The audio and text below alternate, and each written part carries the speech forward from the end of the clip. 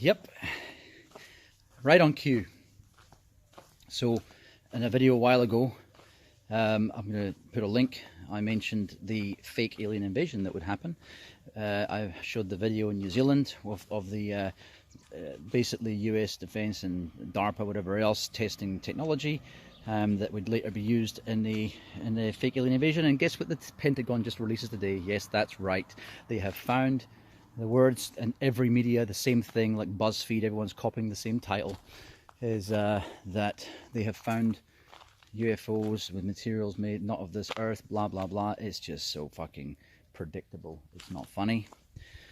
So what else?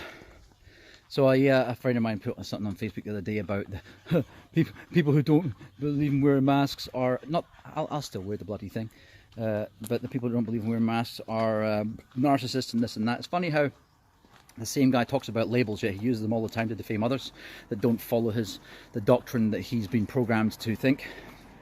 Now, none of us are saying that COVID doesn't exist. We just doubted where it came from. Look now, it's things are always being engineered to fuck us all up, right? And to divide us, and then next one we bring us back together so that oh, okay, that's not working, let's try the other way. The whole thing is a delay tactic, right? The delay is because, and I've said this for many, many years, they've been using our money to develop technology to completely dominate us so that we have absolutely no way to fight back. They're not quite ready yet. Their ducks aren't all in a row yet. They didn't want to do it yet. People are waking up a little bit too early, but probably it's almost at the right time where waking up will have no effect. If we wake up too late, they're going to be purging a lot of people. And I think at the end of the day, you know, as much as I don't like people like, what's his face, Bill Gates and all that, you know, the world's too filled with people. People are too dumb generally.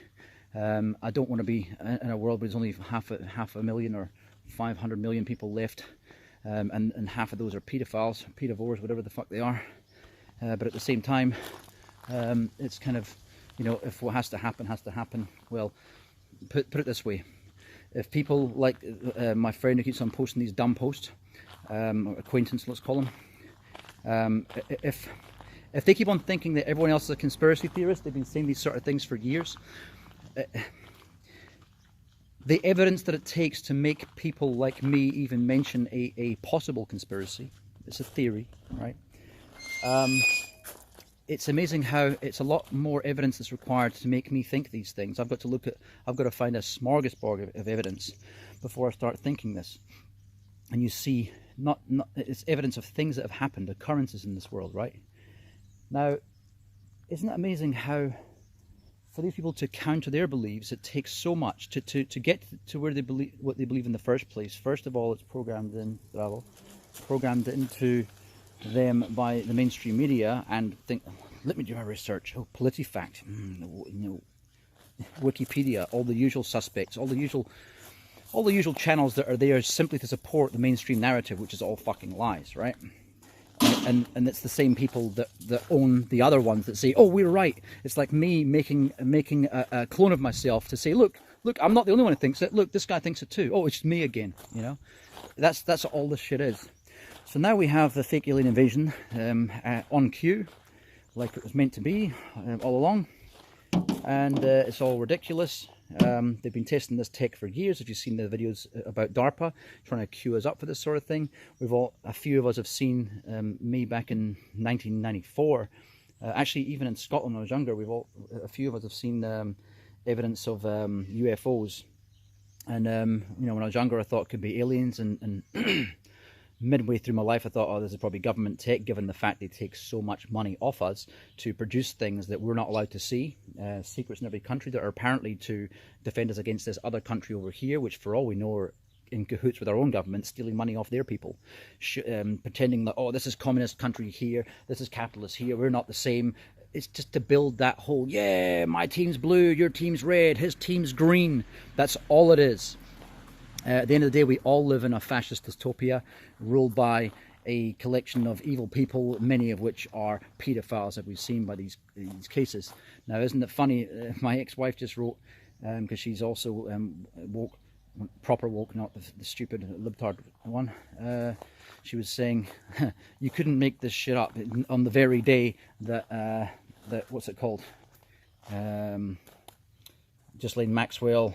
They're talking about opening up these files, and then look what comes along. Now I don't know. That could all be distraction stuff too. I mean, for all we know, the whole paedophile thing is fake. Although I don't think so, because the accounts of people that I've seen from all over the world who've been through these foster homes in Britain and Ireland and America, who've all got the same stories around about the same people. You've got the Robert Downey Jr. and back in 2017 listing a whole bunch of Hollywood A-listers and even couples, which is a really strange. One was Kevin Kline and his wife. That was an eye-opener. Apparently they're pedophiles as well. You got the banker, the Dutch banker. I'm going to put links to 3 different videos. One's from the Corbett report that tells you. I'll get to that one just now, but one is from a Dutch banker, and he. You know, he was basically brought into this inner circle, but then when he saw child sacrifice, you can see him, he's crying in the video. He couldn't take it. I mean, these are not people that have anything to gain. Actually, they have a lot to lose. And I think this is what I'm talking about. People who continually discount these professionals who have information, they have nothing to gain, they only have things to lose, and yet they're still putting themselves forward. And yet the system that has a lot to gain, they never question the agenda behind those people. Right? So you can't wake them up. It's pointless. There's no point talking about any conspiracies with them, or it's not even theories. Even conspiracy fact, they will still see as a conspiracy theory. It doesn't matter. The guy called Michael Rupert years ago, who kind of coined that term, conspiracy fact. His father was in the FBI, and he was a police officer himself. And he was one of the first red pill guys that I started watching, God, maybe 20 years ago. So it's all coming to a head now, but in the Corbett report, he gave me very good fodder for what I was going to write to my friend about there being so much evidence, and yet you're so down the path of believing what the mainstream tells you to believe. And his thing that he was saying today was about the Iraq War, and how the very same PR company that was used to advertised using a little girl who ended up being the daughter of some diplomat for between Iraq and America. She's the same girl that went on stage and said, crying, acting fully, I mean, very believable, like a lot of these videos are. And then saying that the Iraqi soldiers were basically, and this is when I didn't believe it at the time, is when you said, and they're taking babies out of the incubators onto the cold floor. English not being her first language, you're not going to use emissive language. Cold floor. That's for dramatic effect. That's written by a PR marketing company.